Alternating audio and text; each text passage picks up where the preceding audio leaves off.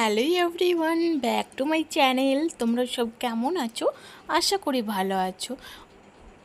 আমরাও অনেকটাই ভালো আছি। তো সকাল সকাল আজকে ব্লগটা শুরু করছি। Good morning. তো আজকে রান্নাঘর থেকেই শুরু করছি ব্লগটা আজকে রান্নাঘর থেকেই শুরু করছি। ফার্স্টে দেখাচ্ছি ঘুগনি থেকেই শুরু করছি ব্রেকফাস্ট, কারণ আজকে ওয়েদারটা যেহেতু মাশরুম আছে, তাই ভাবলাম ঘুগনি করি। মানে দুপুরের লাঞ্চ এখনও করিনি, প্রিপারেশন নিয়েছি, বাট এখনও বসাইনি। ঘুগনিটা হয়ে গেছে, তাই ছোট বড় যার যখন খেতে পাবে সে তখন খেয়ে নিতে পারবে। ঘুগনি করার পর তারপর কিন্তু লাঞ্চের রান্নাটা করব। তো আজকে যেহেতু বৃষ্টি পড়ছে, আর বৃষ্টির দিনে মনে হয় একটু ঘুগনি, রুটি, লুচি এরকমই খেতে মন চায়, তাই না?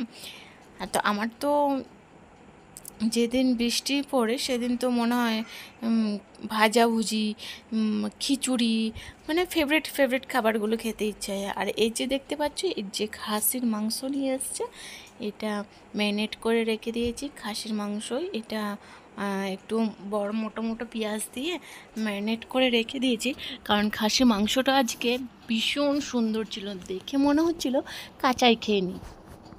আর এই যে দিয়ে দিয়েছি ধামা কিছু আলু।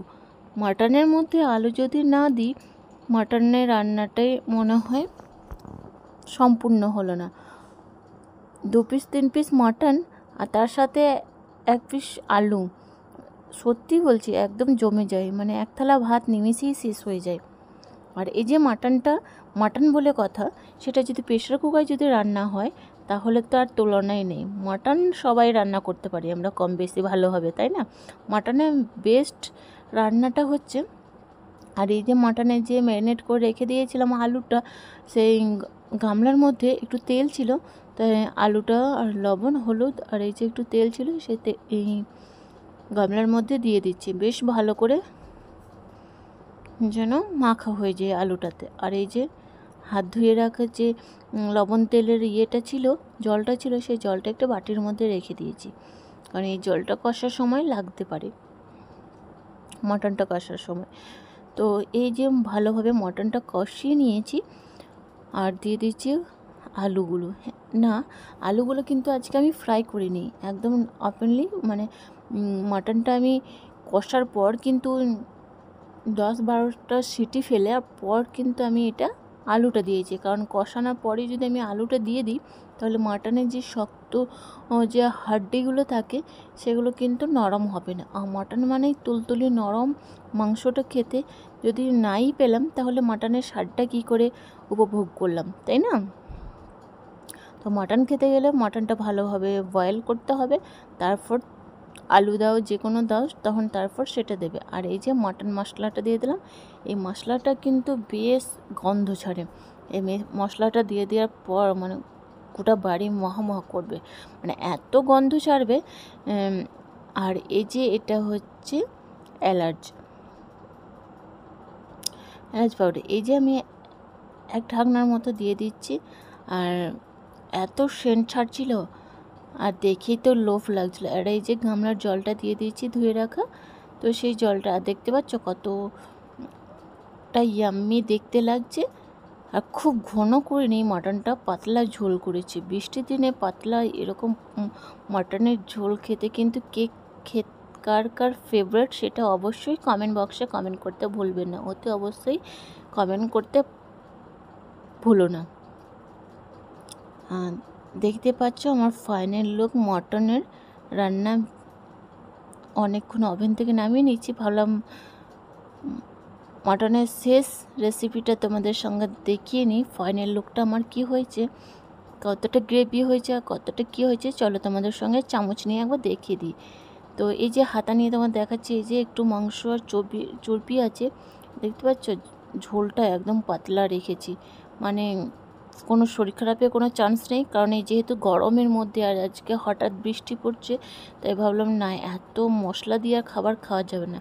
আর এরই মধ্যে মামামকে স্নান করে হোমওয়ার্কগুলো করতে বসিয়ে দিয়েছে। হ্যাঁ, ইংলিশটা হয়ে গিয়েছে, টিউশনের বেঙ্গলিটা বাকি আছে। তো মামাম ব্যাঙ্গুলিটি করার পর, খাওয়া দাওয়ার পর, রেস্ট নেওয়ার পর, এই যে বাজার থেকে আমার হাজব্যান্ড আবার এই যে পকোড়া নিয়ে এসছে, চিকেন পকোড়া। আর এরই মধ্যে চিকেন পকোড়া নিয়ে এসেছিলো, নিয়ে সব খেয়ে নিয়েছি। আর সাথে নিয়ে এসছে ফেভারিট একটি খাবার, সেটা মনে হচ্ছিলো, সেটা কিন্তু দেখায়নি, পকোড়াগুলো খাওয়ার পর কিন্তু দেখিয়েছিল, কিন্তু যেহেতু ওইটা খাবারটা দেখিয়ে দিলে তো পকোড়াগুলো খাওয়া যাবে না, তাই পকোড়াগুলো খাওয়া কমপ্লিট করার পর তারপর আমাকে উনি দিচ্ছে হাতে। সেটা তো পেয়ে অনেক খুশি, কিন্তু আজকে দুটো ডোজ মানে দুটো ফেভারিট খাবার হয়ে গেলে হজম করা মুশকিল। এই যে ফুচকাগুলো কিন্তু খুব টেস্টি ছিল। আর বৃষ্টি ভিজের দিনে এত ফেভারিট খাবার খেলে মানে এমন এমন সময় যায় যে সব সারাটা দিনই ফেভারিট খাবার দিয়ে শেষ হয়। তার চলো, আমার আগের ব্লগটাতে তোমরা কেউ হয়তো দেখতে চেয়েছিলে, যে তাই তোমাদের ভালো মানে ভালো সুবিধার জন্য আরেকবার আমি আমার মেয়ের যে স্কুল থেকে যে স্পোর্টসে যে ইউনিফর্মটা এনেছিলাম, সেই ইউনিফর্মটা আরেকবার তোমাদের সঙ্গে শেয়ার করে ফেলি। তো চলো, মামাম দেখাচ্ছে এই যে ওর ব্লু হাউসটা, এটা হচ্ছে খেলাধুলার ড্রেস। তাহলে এর মাঝে একটি কথা বলে থাকি, কারণটা হচ্ছে যেহেতু মাম্মাম ইংলিশ মিডিয়াম পড়ে, তো ওদের স্পোর্টস তো ডেফিনেটলি লাগবে। তো স্পোর্টস তোমার সপ্তাহে তোমার 2 দিন স্পোর্টস থাকে, মানডে আর ফ্রাইডে, ঠিক আছে? তো এর মধ্যে আর সেকশন অনুযায়ী তোমার কিন্তু তোমার কালেক্ট করা হবে, কারণ মাম্মামের সেকশন হচ্ছে এ।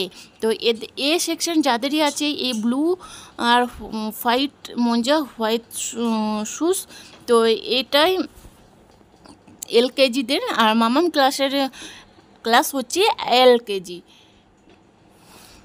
তো এটা হচ্ছে ট্র্যাকস্যুট। তো ট্র্যাকস্যুটটা একটু বড় দেখিয়ে নেওয়ার চেষ্টা করবে, কারণ বাচ্চাদের তো এমনিতে গুরুত্ব তো একটু দিন দিন তো বেড়ে যায়। তো যেহেতু এগুলো দাম দিয়ে একটু কেনা হয়, আর আমাদের মধ্যবিত্ত ফ্যামিলিতে মনে হয় যাতে একটু ইনভেস্ট যাতে একটু কম হয়, তো সেই চেষ্টাই করি।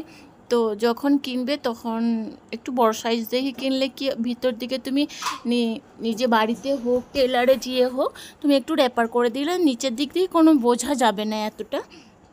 আর টি শার্টের ক্ষেত্রে, এটা হচ্ছে টি শার্টের ক্ষেত্রে বলে থাকি, তো টি শার্ট যদি তুমি নিচের দিয়ে দাবাতে থাকো, তাহলে মানে খুব বাচ্চাদের খুব ফিটিংস করবে না এইসব ড্রেস, কারণ ওরা যখন ঘামবে, খেলাধুলো করবে, একটু শরীরটা যখন হিট হয়ে যাবে, তখন আনকমফোর্টেবল লাগবে। তো চেষ্টা করবে খুব লুজও যেন না হয়, খুব ফিটিংসও না হয়।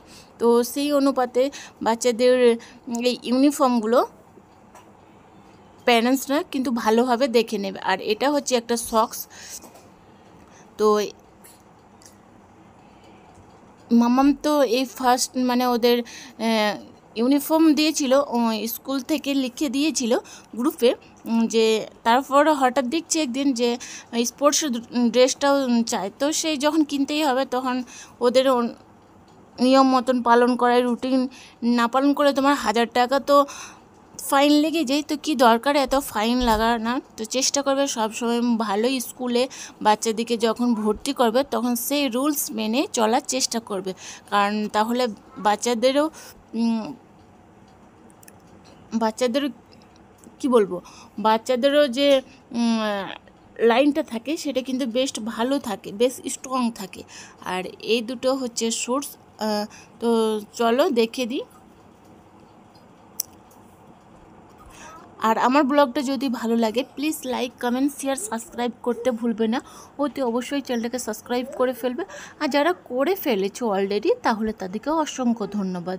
আর এই যে বুটের যে জুতোর এই যে পিছনটা দেখতে পাচ্ছ, এটা চেষ্টা করবে, এটা খুব আমরা প্রায়ই ভুল করে থাকি, কারণ এই